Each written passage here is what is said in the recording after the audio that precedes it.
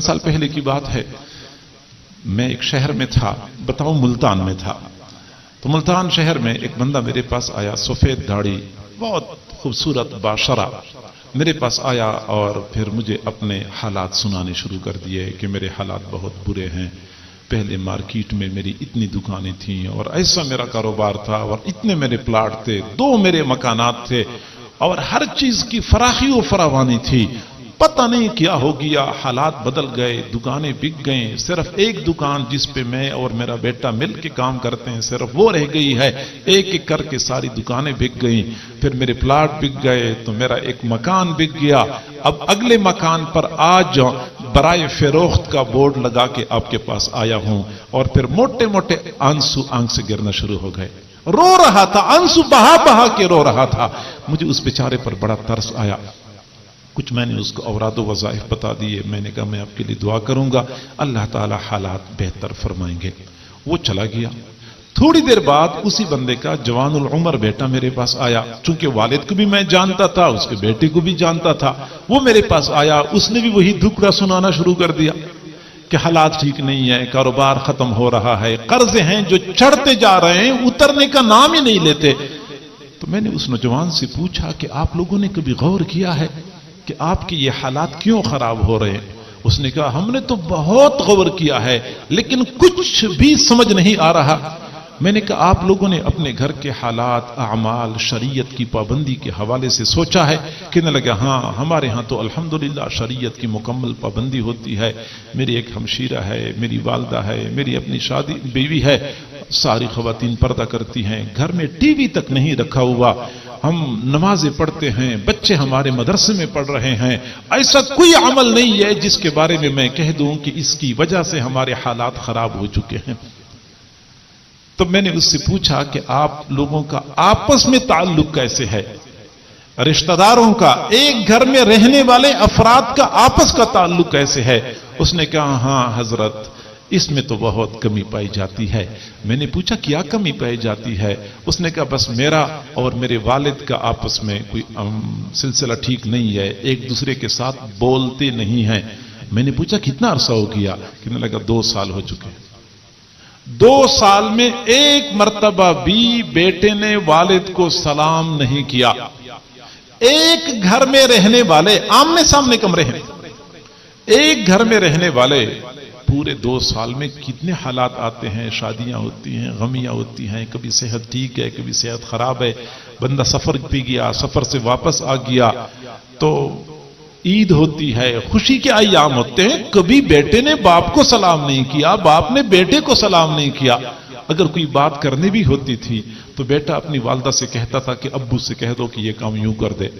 اور باپ نے کوئی بات کرنی ہوتی تھی تو بیوی سے کہتا کہ اپنے بیٹے کو سمجھا دو کہ یہ کام یوں کر لے۔ ایک دوسرے کے ساتھ آمنے سامنے بات کرنے کے روادار نہیں تھے، اور مزے کی بات یہ کہ دونوں ایک دکان پہ بیٹھتے تھے اور پھر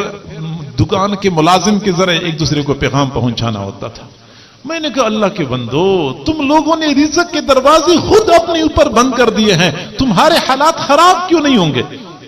تو میں نے بیٹے کو سمجھانے کی کوشش کی، اس نے دلائل شروع کر دیے کہ میری غلطی نہیں ہے تو میری والد کی غلطی ہے، تو میں نے کہا اللہ کے بندے یہ بھی کوئی کرنے والی بات ہے؟ جب باپ اور بیٹے کے درمیان کوئی معاملہ ہوتا ہے ہمیشہ کے لیے بیٹی کی غلطی ہوا کرتی ہے، باپ کی غلطی نہیں ہوتی، باپ کی غلطی ہو بھی پھر بھی بیٹے نے غلطی تسلیم کرنی ہوتی ہے۔ خیر میں نے اس کو احساس دلایا، کچھ میں نے اس کو ڈانٹا، چونکہ تعلق والے لوگ ہیں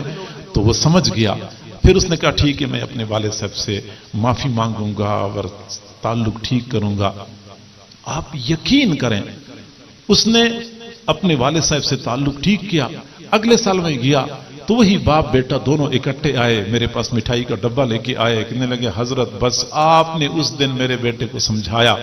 اور ہم نے ایک دوسرے کے ساتھ تعلق ٹھیک کیا، اس دن سے ہمارا کاروبار بڑھنا شروع ہو گیا۔ وہ جو میں نے مکان کے اوپر برائے فروخت کا بورڈ لگایا ہوا تھا وہ بورڈ بھی اتار دیا، الحمدللہ دکان بھی ٹھیک چل رہا ہے، قرضہ بھی آہستہ آہستہ اتر رہا ہے، گھر کے سارے افراد مطمئن اور پرسکون ہیں۔ ایک دوسرے کے ساتھ قطع رحمی اور قطع تعلقی یہ ہم پر رزق کے دروازے بند کر دیتی ہے۔ حضور صلی اللہ علیہ وسلم نے فرمایا ان حسن الجوار وصلۃ الارحام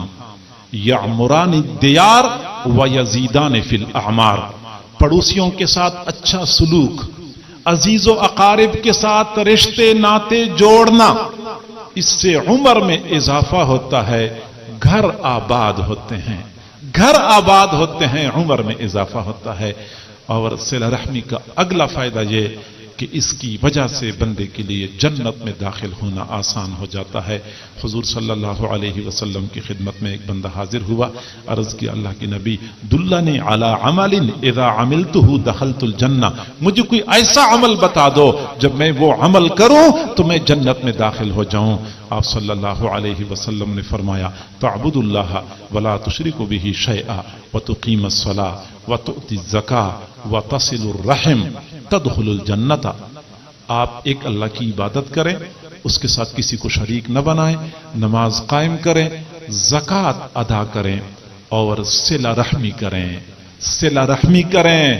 جنت میں داخل ہو جاؤ گے۔ آپ اندازہ لگائیں کہ اس حدیث میں حضور صلی اللہ علیہ وسلم نے جنت میں داخل ہونے کے لیے جن 3 امور کا تذکرہ فرمایا ان میں سے صلہ رحمی کو خاص طور پہ ذکر فرمایا، گویا کہ صلہ رحمی کی بدولت جنت میں داخل ہونا آسان ہو جاتا ہے۔ میں کہا کرتا ہوں کہ جب بھائی اپنی بہن سے کہتا ہے کہ آج سے میرے گھر کے دروازے تجھ پہ بند ہیں، تو وہ بھائی ذرا سوچ لے کہ قیامت کے دن بھی اللہ تعالیٰ کچھ لوگوں پر اپنی جنت کے دروازے بند کرے گا۔ یہ تو نہ ہو کہ اللہ تعالیٰ یہ کہہ دے کہ اپنی بہن پر گھر کے دروازے بند کرنے والے مرد اور بڑے بہادر انسان، آج تجھ پہ میری جنت کے دروازے بند ہیں۔ اپنے بھائیوں کے ساتھ تعلق ختم کرنے والے اور معمولی مادی منفعت کی خاطر بھائیوں کے ساتھ باہم دست و گریبان ہونے والے، آج جنت کی دائمی نعمتیں میں نے تجھ پہ حرام کر دی ہیں۔ اور اگلی بات یہ کہ صلہ رحمی کرنے والا ہمیشہ کے لیے عزت پاتا ہے، معاشرے میں، خاندان میں، اپنے گھر میں عزت ملتی ہے اس بندے کو جو دوسروں کے ساتھ رشتے ناتے جوڑتا ہے۔ ہمیں تو شیطان یہی دھوکہ دے جاتا ہے کہ اگر ہم دوسروں کے ساتھ رشتہ جوڑنے کے لیے آگے بڑھیں گے ہماری ناک کٹ جائے گی، وہ ہمارے فلاں عزیز ہیں وہ ہمیں سلام نہیں کرتے، اگر ہم سلام کریں گے تو ہماری شان میں کمی آ جائے گی۔ یہ شیطانی دھوکہ ہے، اس دھوکے میں نہیں آنا چاہیے، کیونکہ شان میں کمی تب آتی ہے جب اللہ کسی کی شان گھٹاتا ہے، جب اللہ کسی کی شان بڑھاتا ہے پوری دنیا والے اکٹھے ہو جائیں ایک بال کے برابر بھی اس کی شان میں کمی نہیں لا سکتے۔ شان اللہ نے دینی ہوتی ہے، عزت اللہ نے دینی ہوتی ہے۔ آپ سر جھکائیں عزیز و اقارب کے سامنے، اپنے نفس کے اوپر پتھر رکھیں، قدم بڑھائیں، محبت کا پیغام ان تک پہنچائیں۔ دنیا والے بے شک کہہ دیں کہ یہ تو بڑا بے حمیت ہے کہ وہ لوگ اس سے تعلق نہیں جوڑ رہے، یہ خامخواہ میں تعلق جوڑنے کی کوشش کر رہا ہے، لیکن تھوڑے دنوں میں پتہ چل جائے گا کہ عزت کس کو ملی، ذلت کس کو ملی۔ صلہ رحمی کرنے والا کبھی بھی ذلیل اور رسوا نہیں ہوتا۔ میں نے پہلے آپ سے بات عرض کی کہ حضرت خدیجہ رضی اللہ تعالی عنہا نے حضور صلی اللہ علیہ وسلم سے عرض کیا تھا کلا واللہ لا یخزیک اللہ ابدا، ہرگز نہیں، قسم ہے خدا کی اللہ آپ کو ہرگز رسوا نہیں کریں گے۔ کیوں؟ انک لتصل الرحم، کیونکہ آپ صلہ رحمی کرنے والے ہیں، صلہ رحمی کرنے والا کبھی بھی رسوا نہیں ہوتا۔ اب اس کے بالمقابل جو قطع رحمی ہے اس کے کیا نقصانات ہیں، تو سب سے پہلا نقصان یہ ہے کہ جو بندہ عزیز و اقارب کے ساتھ رشتے ناتے توڑتا ہے، قیامت کے دن اللہ تعالیٰ کی رحمت کی نگاہ سے وہ بندہ محروم ہوگا، اللہ تعالیٰ رحمت کی نگاہ نہیں فرمائیں گے۔ آپ صلی اللہ علیہ وسلم نے فرمایا ثلاثۃ لا ينظر اللہ الیہم یوم القیامہ ولا یکلمہم